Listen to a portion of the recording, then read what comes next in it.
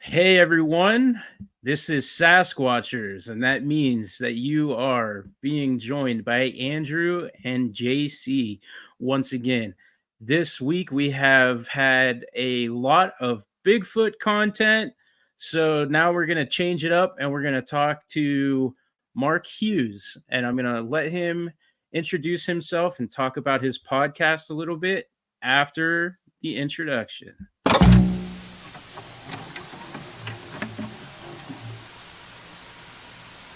The truth is out there. Never stop looking. Never be sheep. Always disrupt.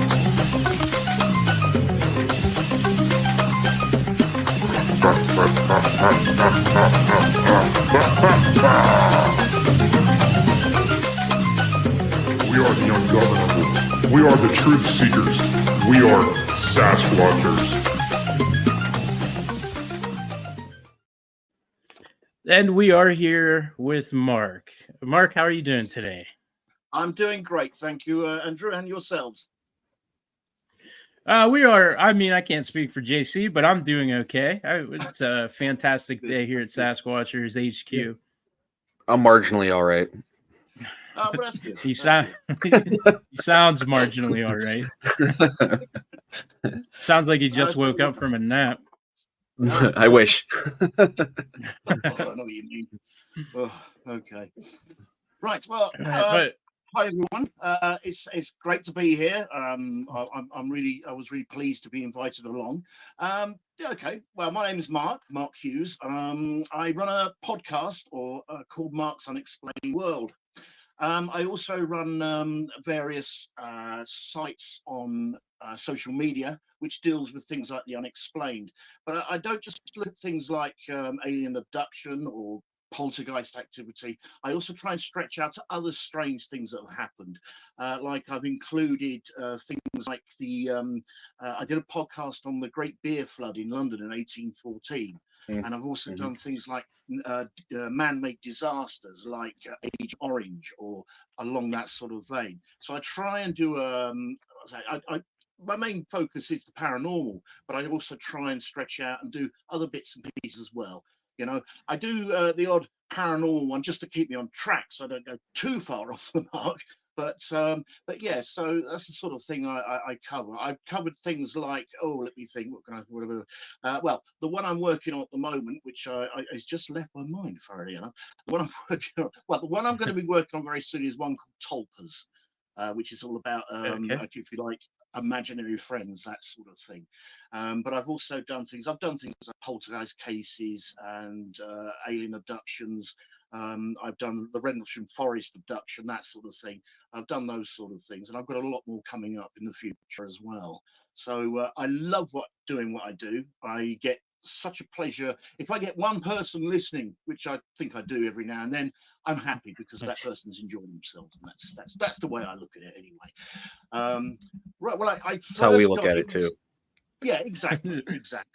You know, I mean, it's funny. I do have people saying I can improve your viewing figures, your listening figures. No, I'm not interested in that. I'm interested in putting it all together, the research, just so people can enjoy it. And that's why I do it. And also, I learned something myself as well. I suppose I first got involved with the paranormal probably when I was about 9 years old. I actually took an interest in it before I witnessed something, if you like. Back in the early 1970s, there was a program called, I think it was called The Fantastic Voyage or The Fantastic Journey. It was. You guys may have heard of it. You may not be the same age as me. But it was basically about a group of people who got trapped in the Bermuda Triangle. Ring any bells? Okay. You know what? It doesn't, but you know, when I was young, and I'm in my mid 30s now, the Bermuda Triangle was happening. Like there in the 90s, people were obsessed with it. So it was everywhere. You know, there were documentaries and TV shows on you know, like I remember like Fox, you know, would have something on Saturday nights or whatever. So I have, you know, that interest in, you know, I think there was some X-Files stuff. I'm doing an X-Files rewatch, so I can't remember every episode. but I'm pretty sure they touched on that on X-Files as well. Cool. But Yep. yeah, please, not to interrupt. Go ahead. No, that's absolutely fine. Yeah, it was all about a group of people that were trapped in the Bermuda Triangle, and basically what they did was they went into like an alternate reality, and each episode was them trying to get back home. I think it only lasted about 10 episodes, something like that. It didn't go down very well with the audiences of that era. Probably too far ahead of its time. That's what I like to think anyway. And I remember being absolutely enthralled by this Bermuda Triangle. I was 8, 9 years old, and I remember sort of trying to find out what this was. And I think it was my mother that told me a little bit about it. So again, this was back in the 70s, so we didn't have internet or anything like that. Books were, I don't know, just about invented, I think, back then. But I remember going down to the library, to the unexplained, or the mysticism section, as they used to call it, and I picked out a book, and I just read this, totally hooked on Flight 19. Is it the missing, the Equinox, or Oculus? I can't remember what it was called now. The boat that disappeared, and the amount of things that went on within this triangle, I got absolutely hooked by it. Because then, from the Bermuda Triangle, I started to learn and read about other strange places around the world and what was going on. And by the age of 12, I was the strange kid dressed in black, reading books about death and mysticism and weird stuff, while all my friends were reading Janet and John, you know. And I sort of just got hooked on it from there. So I always got into it. I suppose my first experience with the paranormal is I actually lived in a haunted house. Again, this is back in the 70s, and it was my bedroom. I mean, bedrooms back then was simply a bed, bedside cabinet, wardrobe. That was it. You didn't have all your televisions and things that we got these days. But I do remember there was a strange feeling in my bedroom. It was always icy cold, you know, and I'd get into bed and I could feel the sheets being pulled down on me and that sort of thing, you know, because I could feel somebody sat on the edge of the bed. And when I used to get ready for bed at night, you know, I used to, the speed I must have traveled from switching off the light to actually diving under the covers must have been lightning, you know. But anyway, there was one world time, record setting. Yeah. But there was one time when I really did get too scared to go to bed, was when this was a morning on my way getting ready for school in my bedroom. Now the wardrobe I had like a varnish finish, you know, so you could just about see your reflection. And there was one time I was putting on my shirt and I looked at this reflection and there was a figure stood behind me. And I got out of there so damn fast. And I was so scared of going to bed because of what I'd seen. Anyway, this got weirder. One night I was very brave and I actually pulled down the blankets to see, you know, if there was something there.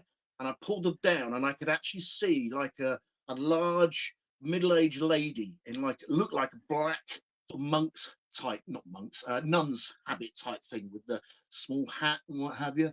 And I went straight back under, absolutely crapping myself. But this is where it gets even stranger still. Is there was one, I think it was one Christmas. We lived on a row of terrace, about 5 houses in a row. And our next door neighbour had invited us round for a Christmas drink. And she'd invited all the neighbours round. And I was about, I don't know, 12, 13 at the time, probably. And we went round there. Now, they had 4 children. And 2 of them were about my age, so they were allowed to mix with the grown-ups. But the 2 youngest children had to go to bed because it was late. It was 8 o'clock, whatever. All of a sudden, everybody's downstairs drinking and chatting and laughing, and there's this almighty scream come from upstairs. And one of her brothers, who was downstairs with us, said, "Oh, Mum, I bet you can see that old lady again." And everybody in the room went silent. And as it turned out, we'd all seen this strange lady in our rooms at night watching us.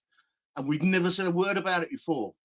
So that was confirmation to me that these things do exist. What happened after that? How did everybody kind of like colloquially, come to terms with the fact that this thing was there? Yeah. Well, somebody actually did do some homework. I mean, me being a sort of guy really into this stuff, I wanted to find out as much as I could, but it was because of my age, there were certain places or certain parts of a library I wasn't allowed to go to. but one of the neighbors did actually try and find out a little bit more about the history of that particular row of houses. And it turns out that it used to be, all the houses were joined together, and it used to be a nursing home. So we think that this old lady may have been a nurse or a nun or a sister that were looking after the people in their beds. And that's what we think it may have been. She was seen a few times afterwards until I sort of, grew up and left home. She was still seen within the vicinity of those 5 houses. So yeah, there was quite a shock. I do remember it going really quiet. That's what surprised me, because everybody had a few to drink. Mind you, they sobered up pretty quick when they realised what they'd seen. They all seen the same thing. So yeah, that was like confirmation to me that these things do exist, and it'd be very difficult for somebody to tell me that they didn't, because I've seen too much weird stuff and I've witnessed too many strange things over the years to believe otherwise, So that's probably what really got me into it. And then I went from there then into like the UFOs. I mean, Rendlesham House was at 1980. And that, again, I was totally enthralled with that and hooked with that. I wanted to go to Norwich and find out what was going on, but I wasn't allowed. Yeah, that was right there, right next to you. Yes, kind of. And that one that's big for me because of the coverage that Art Bell had, and over the many years that they had kind of discussed that, even up into Midnight in the Desert in like 2015, I think was around the last episode that he did. And that's fascinating case. Oh, yeah. I often listen to Art Bell. I listened to his old recordings on YouTube, and some of them were totally. He was great, wasn't he? But yes, that one. I mean, they've got there now. I mean, I've not been, and it's on my bucket list to go there because I just want to take pictures, the usual stuff. But they've got like this memorial in the middle that's shaped like a triangle UFO or something, with the markings on it that Colonel Hall that actually drew on his notebook when he did them. So that's on my bucket list to go there. That's one of my favorite ones. I think my favorite one from Art Bell was the guy who had the bottomless pit in the back garden. Mel's Hole. Mel's Hole. Yeah. That is fascinating. I did a show on that one because I found it fascinating. And I could not think of, when I was listening to it, and Art Bell was great at this, obviously he was a professional, but I could not thinking, is he trying to push this guy into saying, no, it's all rubbish? Or does he really believe he's got this bottomless infinite pit in his back garden? I could never really work that out. Either way, we found out so much more information about it, which that's one of my favorite cases, that one. And it's still never been found, apparently. No, there's some coordinates out there. There's some Reddit subreddits out that exist for this. A lot of people think that it was just kind of entertaining BS hogwash, but I mean, as much of accuracy and proper research like that matters in what we do, there is an entertainment factor. It obviously something draws us into this. So I think what made those shows in particular so masterful is the fact that it hit that line in the sand, like you said, where is this, is he trying to get this, to be revealed as some crazy, practical joke, or, that line of, is this BS or is this total, either way, we're going to get 4 hours on it. Let's sit and listen. I mean, fair play to Art Bell. He knew how to keep people hooked. He really did his stuff. I think the only time I got a little bit probably skeptical is when he said he threw the dog in there and he saw it alive the next day in the woods or Came something. back to life. He get a little bit. Okay. but that, Yeah, it was interesting stuff. I'm pretty sure Mel, or the person playing Mel or whatever, the character of Mel, has passed on. I've been doing some research myself because I wanted to try. This show was started because I originally was trying to do an Art Bell documentary, and I had spoken to his children, well, some of the children, and I spoke to Premier Audio, who owned most of his audio, and they basically very bluntly told me that I could offer them millions of dollars. It's just a company policy that they don't license anything. So it ended pretty quickly and turned into this show.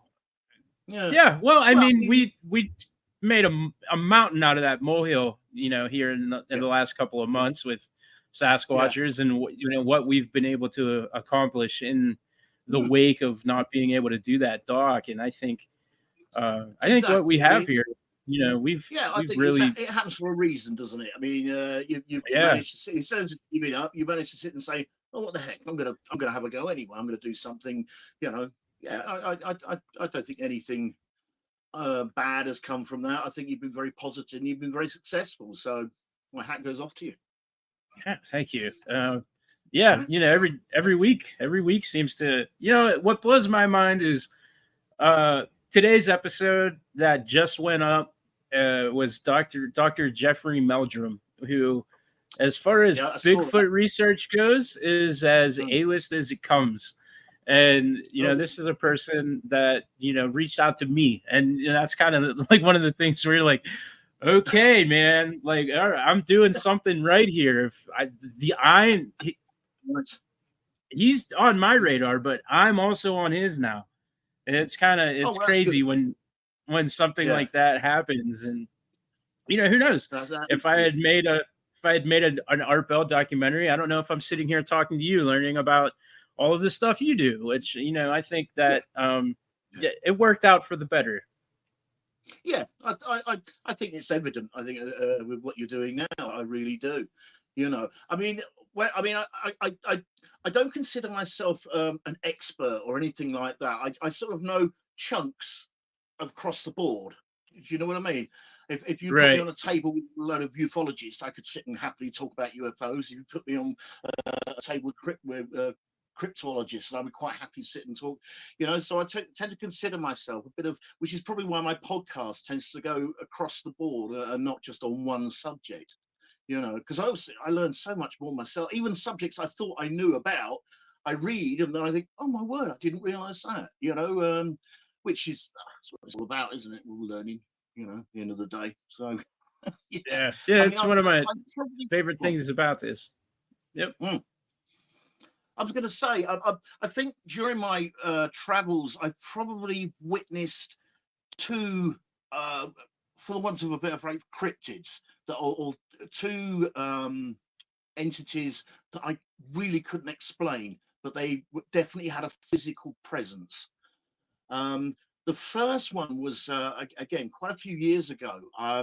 I had a very good friend of mine. Fair enough, I just got in contact with him again through social media. It's been about 30 years since I've seen him, but we were talking about this. And there was one time we were just going for a walk. It was quite late. It was probably about 8, 9 o'clock, something like that. And we were just going for a wander. We were only teenagers, that age where we were too young to go to the pub, but too old to sit at home and watch telly with your mum, that sort of age. Yeah. So we tended to used to go out for long walks with the dog. And there was one night, we were walking along this very dark, just footpath, and it was woods and trees all around us. We were chatting away about life in general, and all of a sudden the dog stopped and then just sort of growled, and we thought, hello, what's going on? What's happening? And he tried to call his dog to him to heal him, but the dog would not go any further than that. And when we sort of looked further down, in front of us, there was just this huge figure. And we could not work it out what it was. And it was just dark. It was just black. And when I look at it now, I reading bits and pieces, I actually feel it was something like a dog man or something like that, because its hind legs had that definite, the bend that dogs have, was upright. And it was like it was wearing some sort of Apache type Indian wear, but it wasn't. And this thing just stood there. And you could hear this, this growth. And of course, we were bloody petrified. We didn't run. We didn't do anything. We just stood there. And this thing, you could hear it coming closer towards us, but it was a clomp. And then the dog just barked. And then all of a sudden, it just shot straight into the woods and just ran off. And we were just, I think we went home that night and watched the telly because we just did not know what it was we witnessed. And we spoke to a few people. I mean, again, most people laughed at us, that was the time the sort of age we were. But to this day, we've talked about it since. We know we saw something, but we don't know what the heck it was. It wasn't a cow or a horse or anything like that, because you recognise horses walking, it's clopping and whatever. This, we just do not know what it was. That was, but when I look back on it now, I feel it was probably some sort of dog man or something like that. But I'd never met anybody else who'd witnessed this. So whether it was a lost dog man, I don't know. But that was very strange encounter. And the other one I had, I didn't actually see it, but I definitely witnessed it. You may have you heard of a thing called a Taranak? Is that a new one? Taranak? It might be new. I know what a pterodactyl is. Right, a Taranak is it's a demonic. Well, it's described as a demonic like dwarf or something like that. And what it does is if you go into the woods late at night, or if it's a woods that's quite well known for weird stuff, it makes a noise like a baby crying. And the idea is you hear the baby and think, what on earth is that? And you go looking for it. And that's where you may never be seen again. Okay. Yeah, that behavior is similar to to what we call the Wendigo here. But the Wendigo. Yeah, of course. Yes. And I was on my own one day. I was getting braver. I was a bit older. And there used to be a section of woodland, and they called it Bluebell Woods.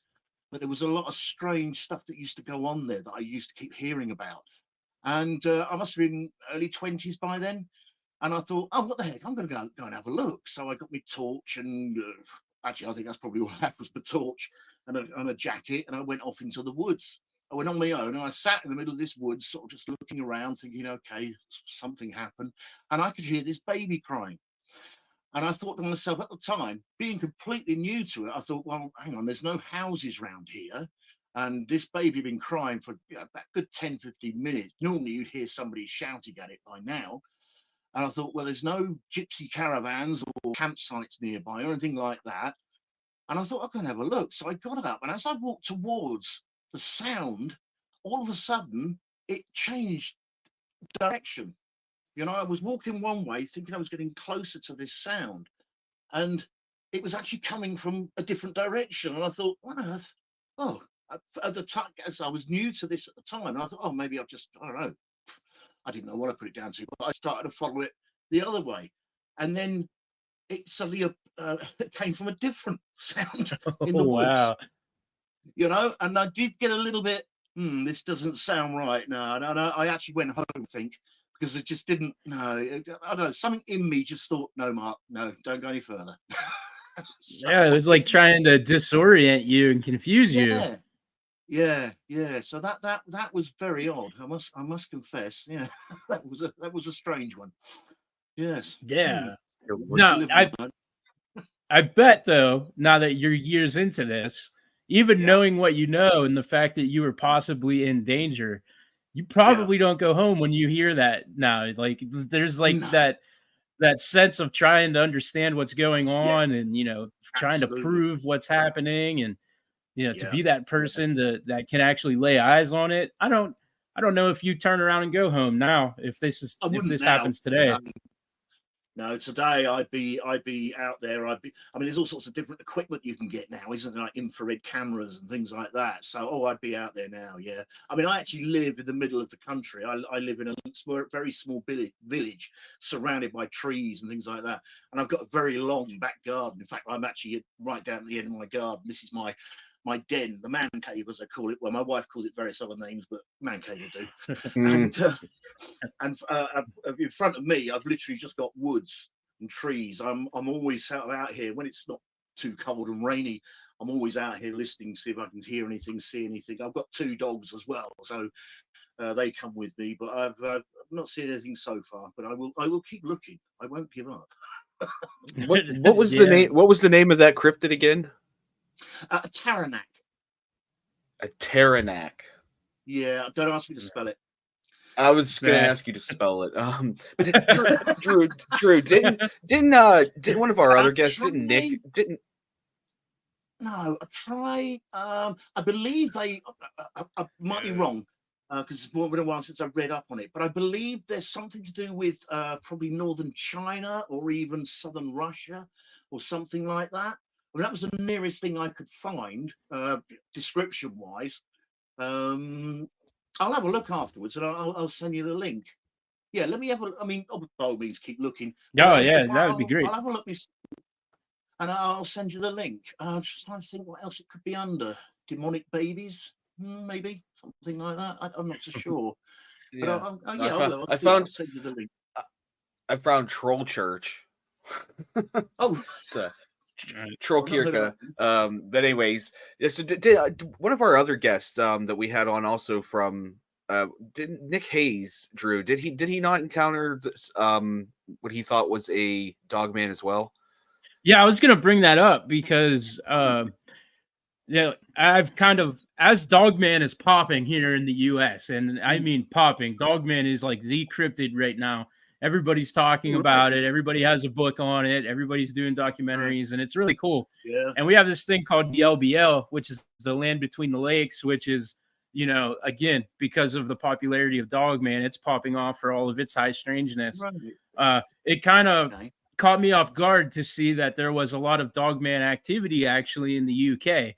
There's a Facebook group that I had found dedicated to it, and then Nick Hayes. I don't remember if he told us on the show or not, or if it was off the recording when we were chatting during his upload, that he had seen one, and it was just very similar. Out with his dog, and there was something that just right in front of him, and it wasn't like a super long, in-depth Dogman experience like Matt Emsh or anything, but I am honestly more enthralled with the idea of a UK Dogman, because I mean, if you go back to like all werewolf myth and mythology, it comes from Europe. And go ahead. Sorry, no, I was just agreeing with you. Sorry. Okay. Yeah. So it comes from Europe, and I think I'm more interested vastly in an origin story versus kind of the unexplained. And so I'm actually very into the UK Dogman. So I think that's cool that you had that experience, and you're now the second person from that area who we've had on that has, as an aside, not even like kind of the purpose of talking, is like, oh, by the way, I had a Dogman experience. So we're 2 for 2. It has to be something that's happening over there a lot. Okay. Yeah, I mean, this was a few years ago now, but and at the time we didn't know what it was, but it's sort of read about it now. Maybe that's why I came up with the term Dogman, because one, I could see the hind legs, although it was very dark shadow, I could see the hind legs. And that's what I put it down to. But you're right. I mean, over here we do have wolves, and we have black cats, and that have been photographed and things like that. And then we find no real evidence that they've been there. That tends to be the cryptids anyway, doesn't it? Really, we tend to sort of we get some evidence, and people have seen it, but there's nothing to say it was there. I know that sounds a bit, yeah. Yeah, okay. But another thing is, we talk a lot about high strangeness now, and that's a term that has been, in my opinion, kind of relatively new in our world as well. Like the last, I don't know how many, 10 years or so, it's really picked up steam. But I feel like kind of the stuff that happens over in your area kind of all falls into that. I think a lot of the lore and myths that you guys have over there and creatures, kind of all fall into that high strange, almost kind of the origin of high strangeness is, leprechauns and fairies and fawns and type of stuff that we don't really encounter here. No, I think in some ways the internet we think about it all very differently now than we used to. I mean, look, I'm 60 now. I know I only look 20, but we'll talk about that afterwards. I mean, when I was a kid, if I was to turn around and say, I mean, I've experienced things like missing time, you know, and I've ended up in different places within seconds and not knowing why. And when I once to broach this subject with my parents, they thought, and my mother actually said, you mustn't say things like that because, you know, they'll lock you away. So that was it. I was, you know, anything I happened after that, I didn't say anything, you know.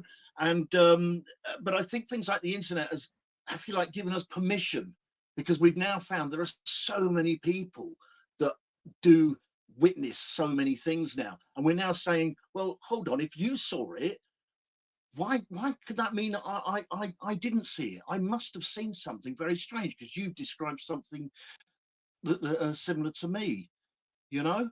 Yeah, So yes, exactly. I think in some ways we've been given permission, if you like.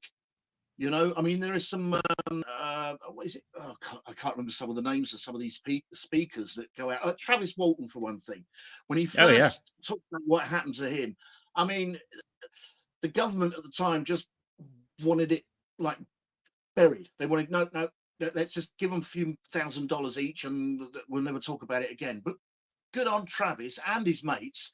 They all turned down the money and they all stuck by their story. And of course, they were ridiculed and goodness knows what else. But now they're quite respected. You know, I think Travis Walton's probably got the most respect out of most ufologists. You know, because people seem to sort of use his name as a, oh yeah, have you seen that? Have you heard about this case? Yeah. And of course, he does talks at these UFO cons, and I think that's what they're called. And I'd love to go and watch him speak one day and see what he has to say about his, you know, what happened to him. It's a fascinating story. But I believe it Absolutely. from day Yeah. one.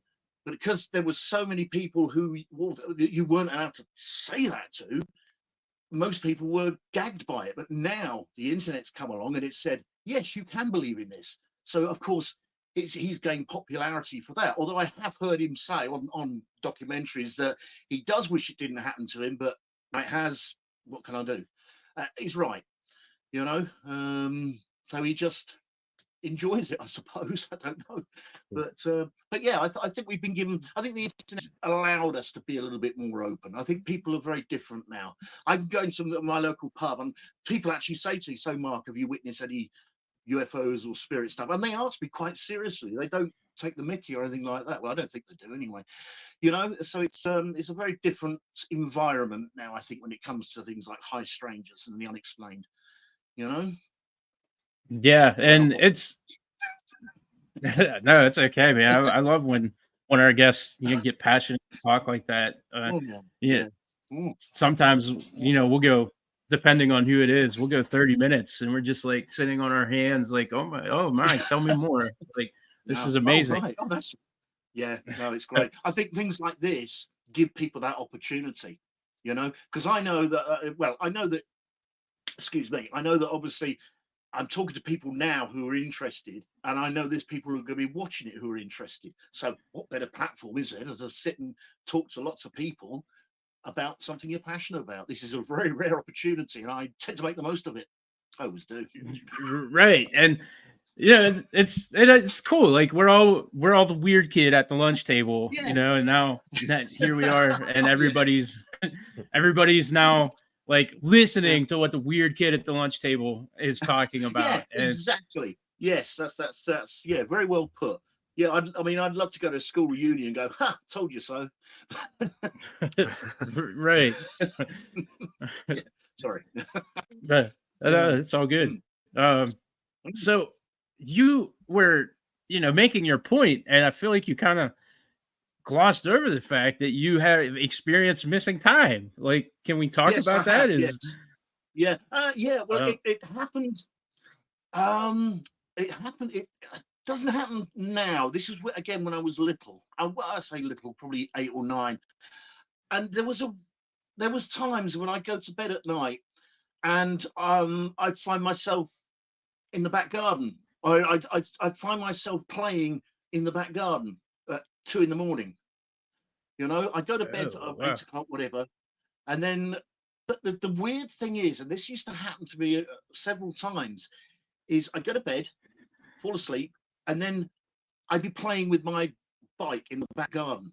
I was only 8, 9, probably 7, and I'd be going up and down the path on my bike, and I would see myself, and I would suddenly, but it wouldn't occur to me. Maybe because I was so young, I might have thought it was a happened to everybody. I don't know. And I'd find myself on a little trike going up and down the garden path, and there was one time I suddenly thought, okay, so I'm out playing.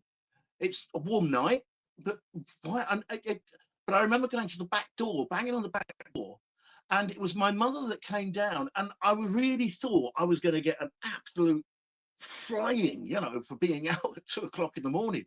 But she'd open the door and let me back in, and then said, right, go to bed. I didn't, and I just thought, that's odd. She's just found me outside playing in the back garden, and she hasn't said anything. And at the time, and again, if I mentioned it to my parents the next day, they would, no, you mustn't talk about that. So I sometimes think and wonder, have they had something similar happen to them? Yeah, you never were able to ask them? No, as you said. I mean, my mother passed away a couple of years ago, so a bit late on that one. But my dad, he's quite a bit of hard, strict person to sort of talk to about that sort of thing. Oh, he's all right, but so no, I've never really broached it. But I've also, but that used to happen to me quite a lot. There was one time I remember, again, going to bed at night, and I'd wake up downstairs on the kitchen floor, and I haven't a clue how I've got there. And it was just that that's happened to me mainly as a kid. It sort of stopped. I don't know, stopped about 9, 10, something like that. It was only when I was small, and I sat and thought, well, maybe I don't know, maybe I did get up and just don't remember. But they had to unlock the back door in order for me to get back in. Right? I was too young for the key, so there's no way that I could have unlocked it, got outside, locked it back up again, and started playing on my trike. So it's just So I have had that, but it was mainly when I was small. I don't know. I don't remember it happening later on. A lot of that happens to me now, but it's usually after a few pints. Oh, you got a trike, yeah? Yeah, I can't ride a regular bicycle. He looks normal on camera, but his legs are tiny and frail. They are. Quite freakish, actually. Have you ever considered past regression therapy to see if you have any kind of memories locked up inside of your brain that... I have thought about that. I have thought about it, but I've not really acted on it. I just put it down as one of those things, I suppose. And but no, I mean, I have thought about it, but never actually done it. So maybe that's something I should look at. Maybe that is something I should look at. I've considered it myself, just for kind of my own, strange childhood experiences. And what holds me back is the people that I find for it are actually quite expensive. And when you kind of get into charging money for that kind of thing, that's when I kind of fall into that, is this person grifting kind of territory. Yeah, exactly. Yeah. Yes. I live, maybe 4 hours away from Philadelphia, where there's actually some really good regression therapy going on there, and has been for a long time. But still, really? Even if it's Art Bell endorsed or whatever, when people start asking for that kind of cash, I'm like, what, maybe the mystery isn't that bad. Yeah, this is it. I mean, terrible to find out that after all, it was you. You decided to sit in the bathtub for no reason whatsoever. Yeah. I mean, I do know of a few hypnotists over here, but I don't know them professionally, if you like. They just sort of know them as friends, really. So I'm not so sure whether I'd be happy about a friend knowing of Pierre's personal details, because I don't know. Perhaps it's just me. But no, I'll have to think about it. See what I can do. Yeah. maybe. But yeah, it's definitely something to consider, especially if you get, answers that are satisfying. I guess even Yeah, if you do find out that it was just something that you were doing for whatever reason. I have terrible sleeping habits, and I sometimes equate them to the paranormal. I've never been a sleepwalker to my knowledge, but I am mm. crippled by sleep paralysis and I similar was just about to ask you. I problems. was just about to ask you that. Yeah. Okay. And Yeah, that's that's something that people chop that off as scientifically explained, but if you really research it, it's not. it's So not. many people No, dismiss it, it's and yeah.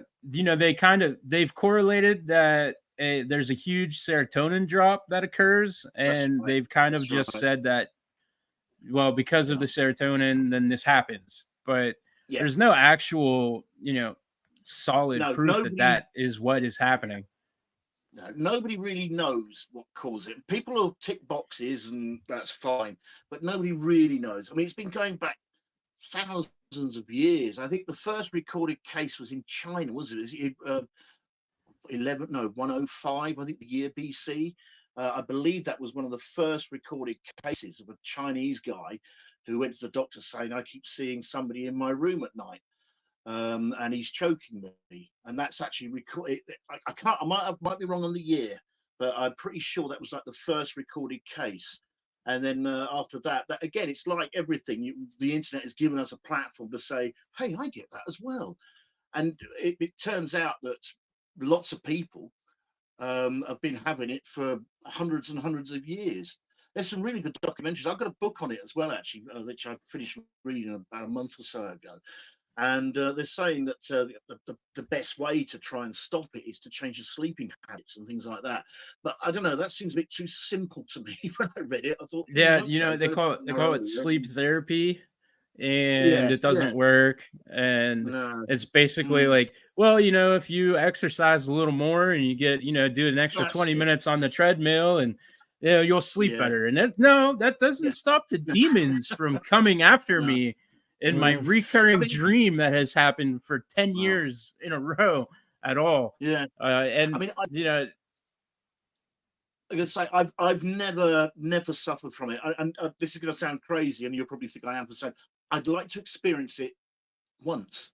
Do you know what I mean? If yeah, someone would say to me, "Okay, I'm going to give you some," just so I can see what it feels like. Now, obviously, you'd know better than me, but I mean, even people who say they understand that they get it and they know why they get it, but they're still petrified when it happens. And does that mean there's something in the brain that's making you petrified, even though you know what it is? Or yeah. I don't know. I'm not so sure on the Well, on that side of it. what happens with me now is I don't quite wake up the way I used to when it happens, Mm, and I kind of right. remain in that like dreamlike hallucination.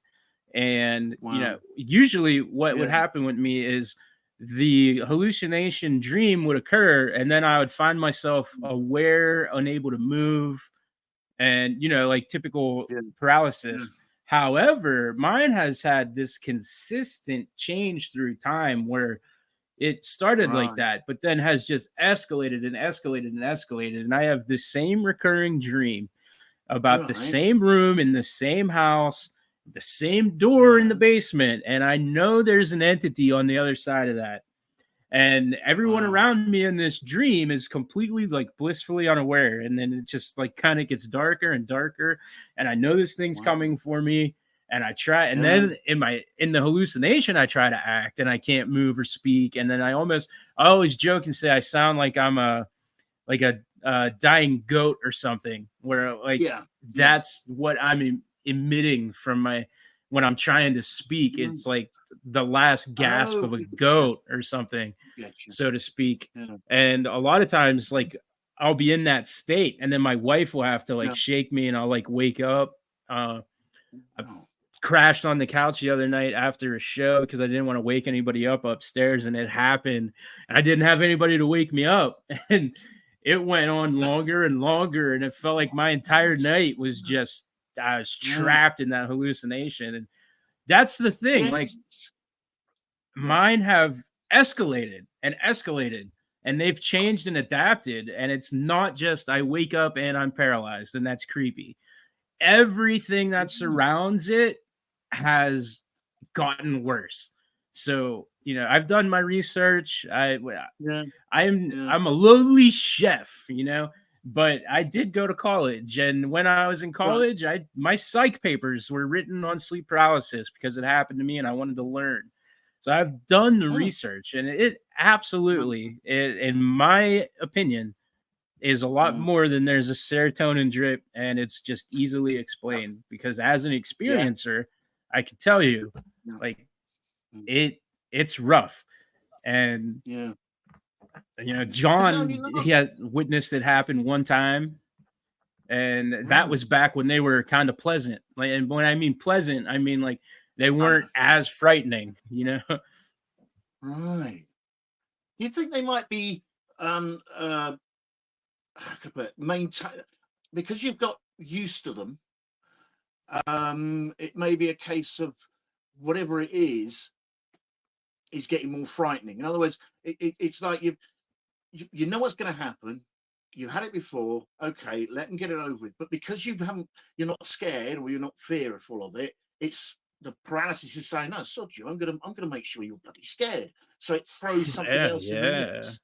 And then once you get used to that, it throws something else in the mix. It's like it's feeding off your fear. I had never considered that once, but now that you have broached it, I don't know how that's not happening. Like that actually it makes total sense to me. Because that's what it feels like.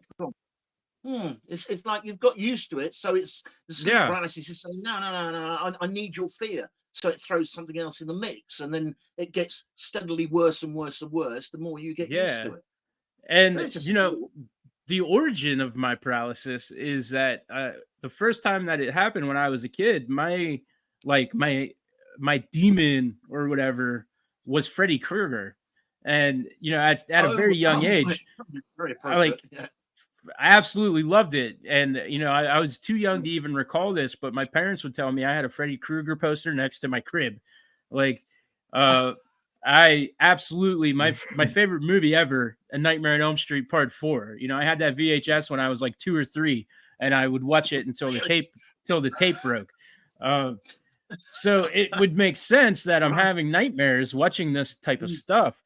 But over time it changed. And I remember one time I was in my this state of paralysis, and I could see my door open. And I couldn't see what was on the other side of it. And I just, in my head, knew that's not Freddy Krueger anymore. I had like a conscience awareness that was whatever that was before. That's not what that is anymore. And then over time, it changed. It turned into my cat. I had a cat for like 19 years, and she would always rest on my shoulder. And she's big, kind of fat cat, but she would, no matter the time of the day, she would jump up and sit on my shoulder like a bird or something. And she was almost like a dog. Like if I was gone for a while and I'd come home, she would race to the door. I had such a relationship with this cat that when it started to happen, I don't know if I rationalized it. It's just a cat laying on me. So I can't move right now because the cat is laying on my head. And and now I'm coming to this conclusion for the first time. She died, and then things started to change again. Like it stopped being my cat and then started to turn into the other things. And now I'm wondering if, as crazy as it sounds, if my cat maybe had something to do with protecting me in that situation. I think that's perfectly feasible, to be honest with you. I mean, they say that cats, dogs, their senses are more heightened than ours, but they're only more heightened than ours is because they're not taught how to tick boxes like we are as a human race. So you're going to get me on conspiracy now. I think that's perfectly feasible, to be honest. Have you ever practiced lucid dreaming?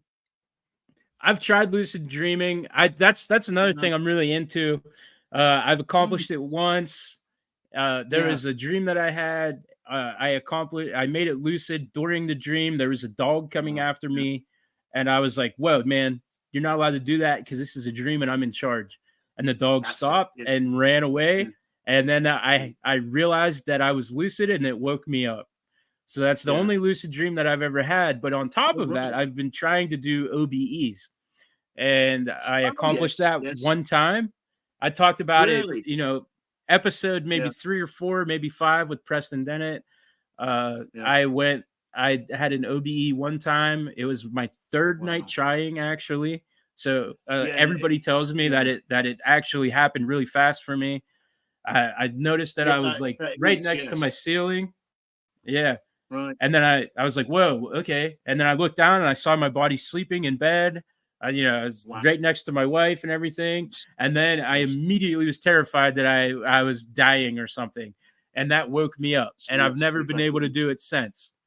So Oh, right. yeah, Okay. Yeah. I tried those Mm. things, and I don't know. I think I have a mental block now after that You, out of after body that OBE experience that scared experience, me. Yeah. yeah, yeah, you're right. That may be why your subconscious is saying, nope, you're not doing that. What happened last time? Yeah.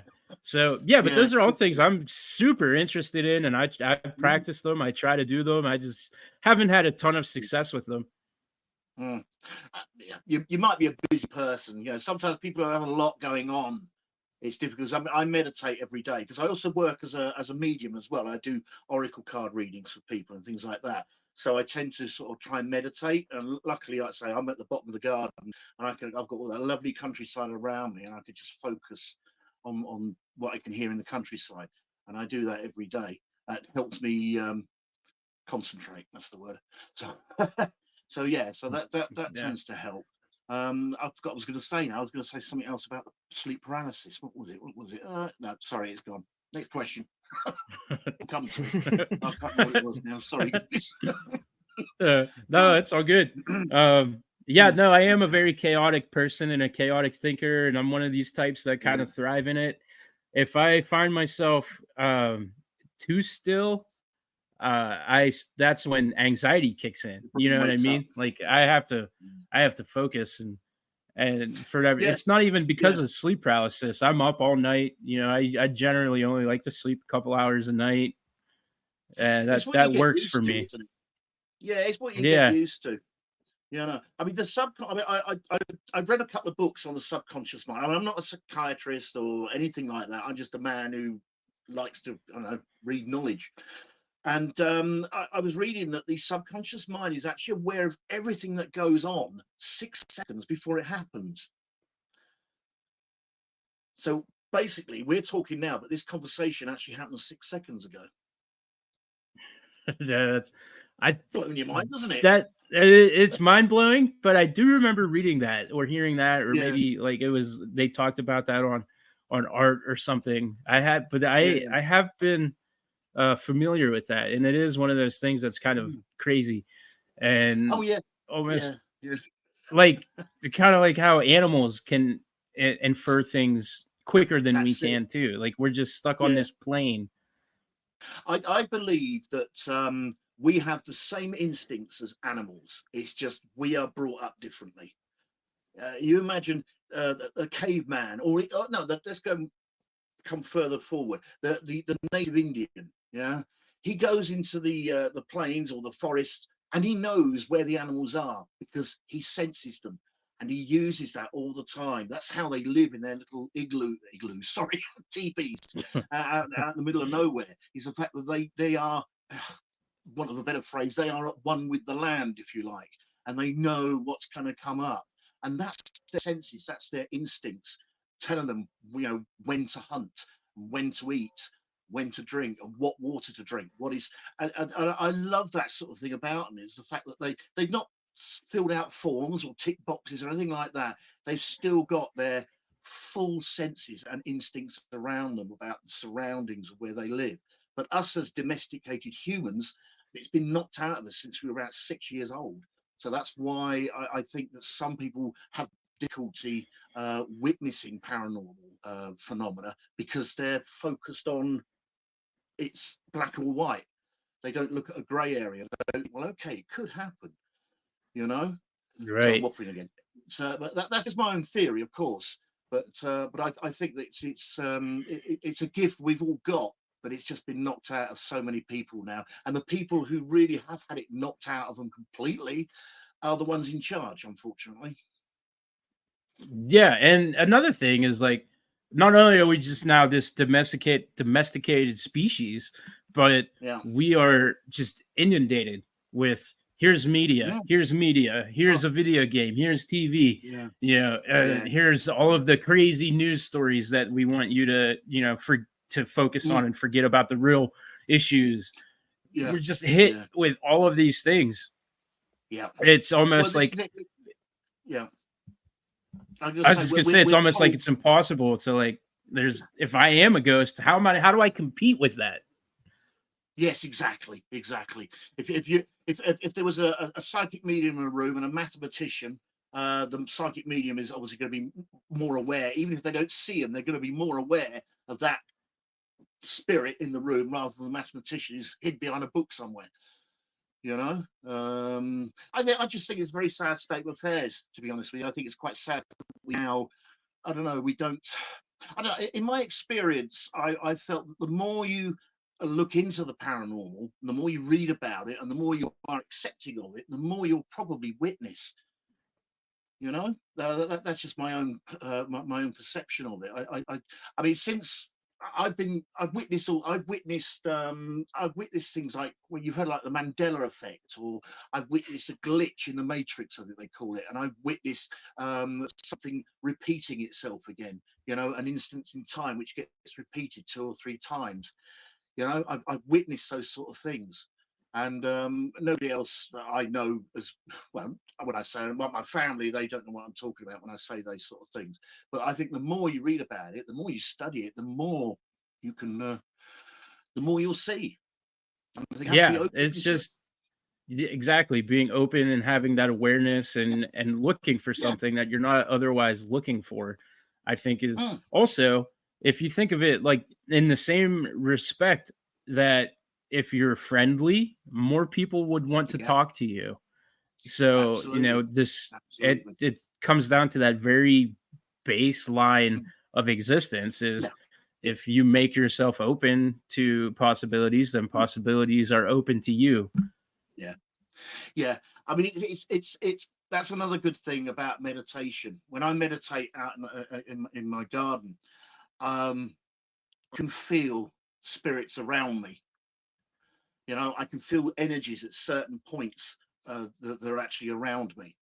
You know, and if I really sort of do concentrate, I can get them touching my arm or playing with my hair. I think that sort of thing. You know, what do they call it? What do they call it? There's a phrase for it, but I can't remember. You'd think I'd come prepared for this, wouldn't you? Really? It's In the power. That's what it's called. They call it in the power. You're sat in the middle and you'll get surrounded by spirits, elemental type, nature type spirits, that sort of thing.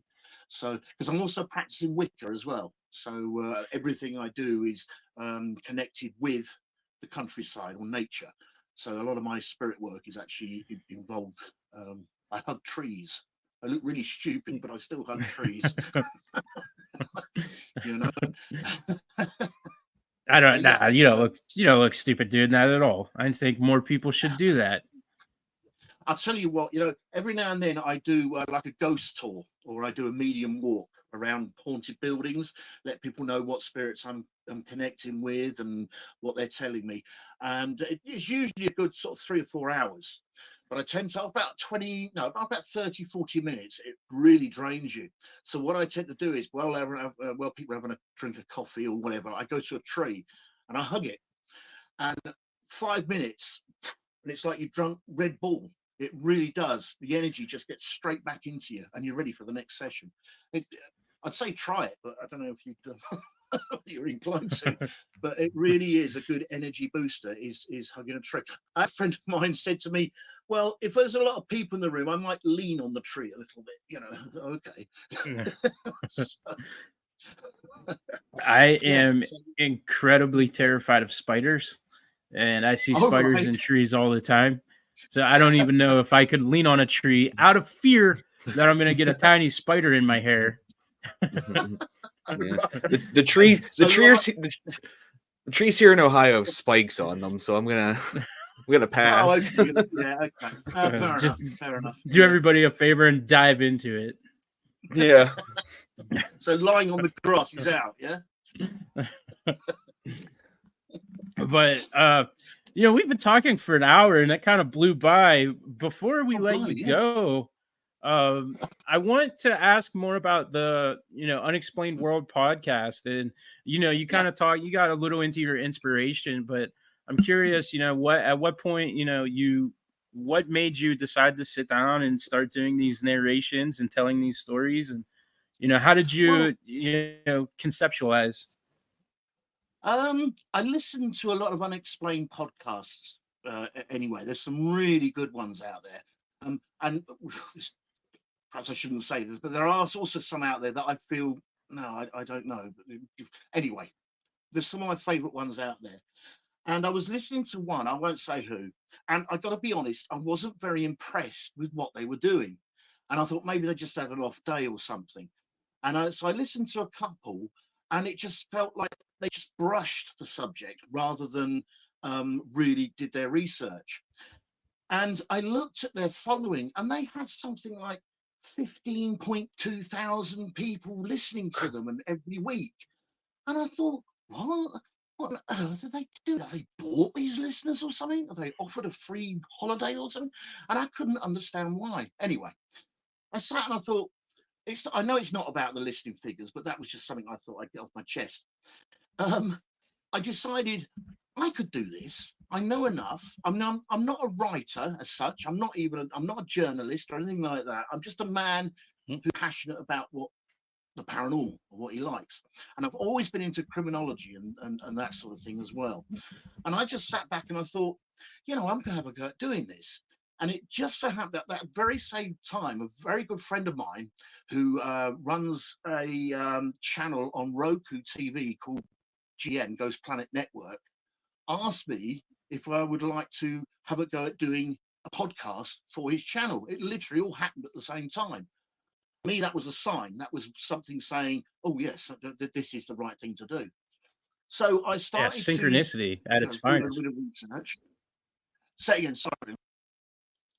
Yeah, I said synchronicity at its finest. Exactly. And I thought, I'm going to do this. So I was a little bit overwhelmed at first because there were so many cases I wanted to do.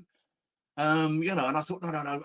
But I managed to discipline myself. And I thought, I'm going to have a go at writing. I'm just going to have a go at writing. So I did all my research and made all my notes and put it all together. And I found I had a 30-minute show. And my wife read it. She's my spell checker because I'm dreadful and grammar and spell checking. So she actually makes sure it sounds good, or it at least looks good, or whatever. And I just decided, okay, I'm going to do this. And so he got me. He was the one who actually got the music license and stuff like that. And he also got it for GPN. He's also got it for my channel on Spreaker. And he basically just gave me this opportunity. I'd known him for a couple of years. He runs the museum here in the UK, and ever since then, I did my first one. I did it on the Sodder children. I don't know if you know about the case of the Sodder children. There was a fire at the house, and only 3 of them survived. The remaining 4 disappeared, and there was no evidence to say they burnt down in the fire. And it was a really interesting case. So that was my first one that I did, and it sort of stemmed from there. I got a lot of good feedback for the first one, actually. I had a lot of people saying, oh, keep it up, Mark, well done, Mark, and all that. And then it just went into all sorts of tangents. And I think the next one I did was the Bennington Triangle, which is over at your end of the woods, I believe, or in the States somewhere, where the several people disappeared over, I think, the 1950s, I believe. The one that really got me going in that particular case, the one that's really puzzling, is the guy that vanished on the bus. Heard about that one? No, these are new to me. I'm gonna have to look these up. Sorry, no, it's all good. No, it's the Bennington Triangle. My geography is not very good, and it'll be all in my notes. I think it was Einstein that said, "If you write it down, you don't have to remember it." So I swear by that. Anyway, I did this one on the Bennington Triangle, and the more I read about it, the more bizarre it was. And there was a guy who disappeared on a bus going through the Bennington Triangle. And what was even more bizarre is a year before to that day, his wife also disappeared from their house. But he was on the bus. The bus literally goes straight through Bennington, no stops. He got on the bus with his little suitcase and his map and everything else. He sat there, and the bus is trundling along through. And then when the driver stopped at the other end of Bennington, they said, "Okay, everybody off." And everybody was suddenly looked and saw that this guy, all that was there was his case, his map, his pen, and I think his glasses or something. And nobody remembers him getting off. They didn't stop. They didn't. He just vanished there and then on the bus. And to this day, nobody knows what happened to him. Oh wow! Yeah, that's strange. I was totally hooked. So I did this one on the Bennington Triangle, and they've just basically gone on since then. But I tried to do, like I say, I was saying earlier, I try to do like a bit of variety. I don't just stick on the paranormal. I do the occasional serial killer. I did the very first recorded serial killer, which was in Greece. Daphne Lauria, I think her name was, and she was a poisoner, and she murdered the Roman emperors and citizens with poison. She was first recorded serial killer, and it just went on from there. Really, I get occasional ideas sent to me as well. People say, "Oh, have you tried one on such and such?" And so, no, they're great. And I've got, I tend to, what am I up to? Show 84, 85. So it's been 18 months, I suppose it's been going for. But I've got shows ready because of the way my brain works. I've got enough shows up to 120, not written, but the ideas are there. You know, they're sort of skeleton shows. Yeah. It's about show 120 because there's just so many interesting unknowns out there. I love what I do. I really do enjoy the research. At school, I was the rebel. You know, I was terrible at school. I really was, writing, arithmetic, and all that. Oh no. I'd rather be out gossip with my mates, having a good time, getting drunk or whatever. But to actually feel my work, I can do this. I can actually put a show together. I can write. I can read. I can research. You know, and I think, why didn't I do this back in the 70s? You know. But I love the research. I really do. The show I'm working on at the moment, which comes out next Monday, is working on the Fae, the fairies, that sort of thing, fairy lore, folklore, and it's fascinating, absolutely fascinating. I mean, Disney didn't do fairies any favors by making them all sweet and nice and bubbly, right? Because they're not. Right. That that created really a misconception here in America too. Oh, absolutely. Most people think of the Disney fairy instead. Yeah. Oh yeah, I mean, my granddaughter, when she comes around my house and she's got a little fairy house and things like that, and I keep thinking, you know, if only you knew the truth. And I've been told not to say anything. That'll fine if she disappears. On your head, be it. But yeah, but the concept of the Fae and folklore is absolutely fascinating subject. You know, I try not to make them too long. I tend to the longest one I've had is probably about an hour, but I tend to go between half an hour to 45 minutes because I think listening to me waffle on for 45 minutes is enough for anybody, I think.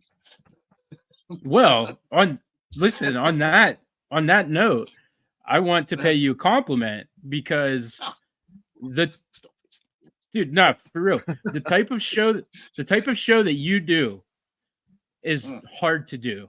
And you said that when you started doing this, it was because you were listening to one that didn't impress you.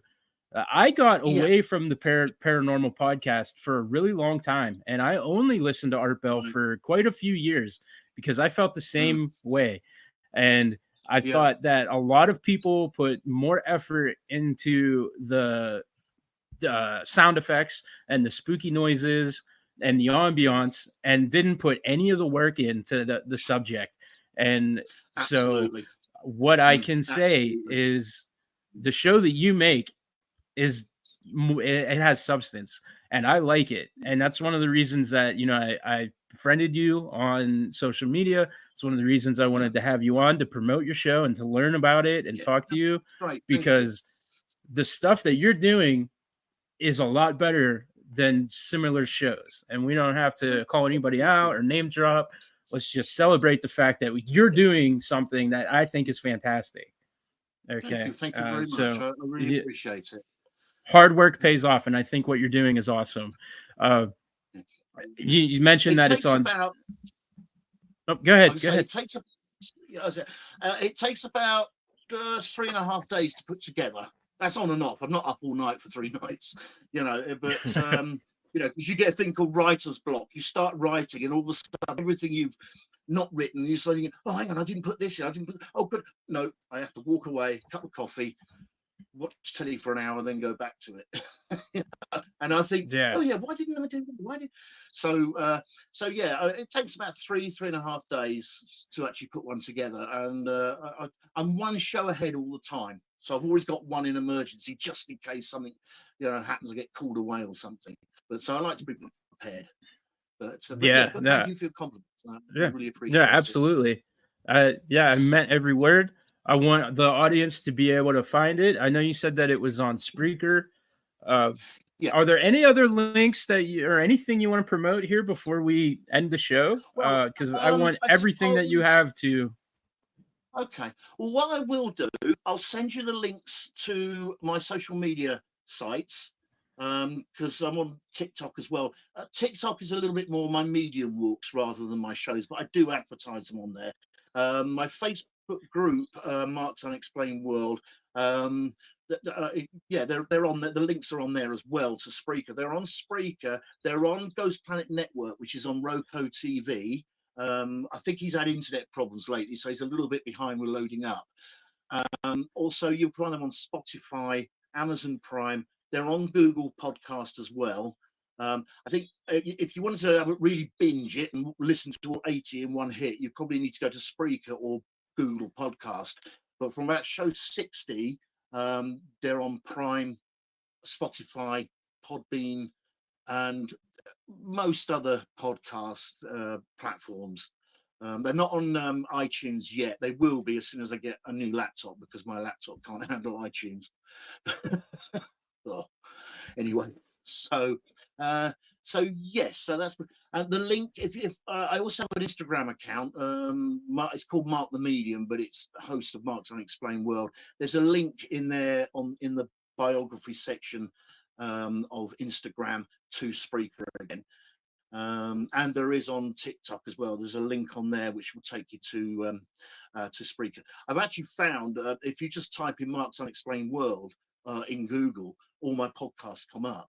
So it might be even simpler still. All right. But what I'll do is I'll send you. I will send you a link to all the relevant ones.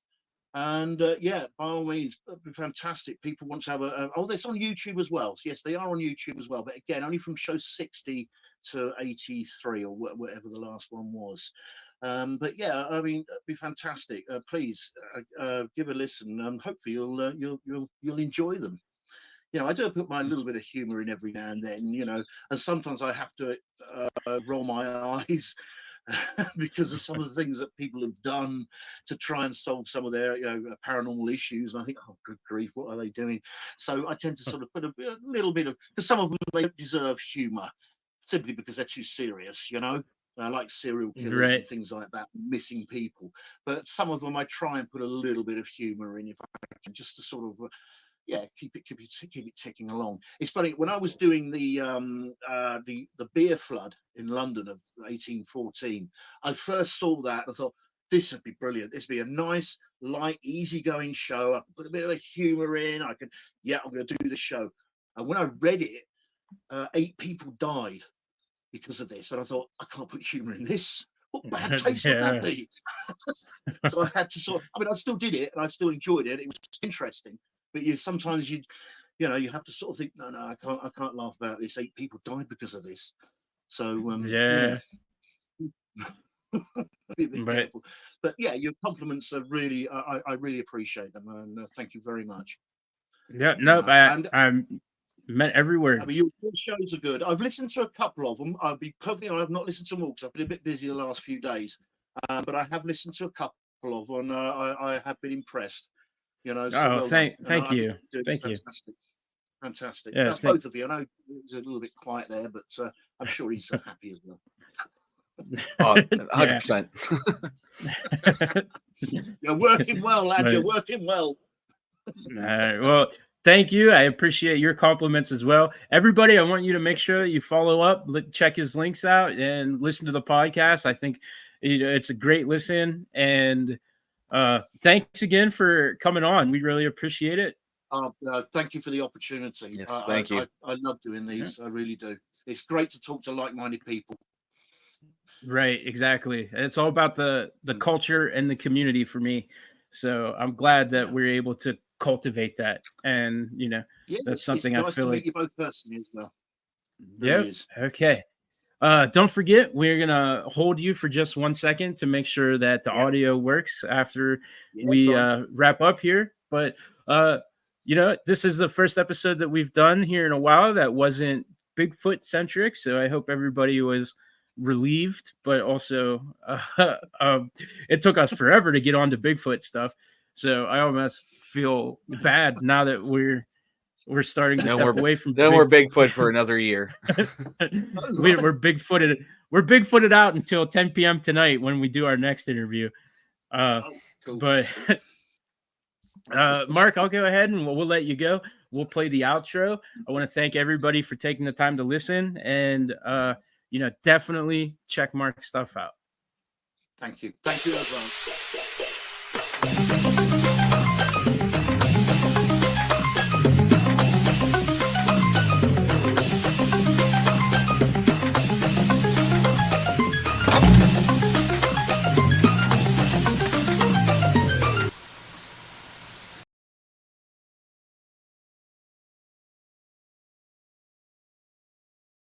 Thanks for squatching, everyone. Squatch you later.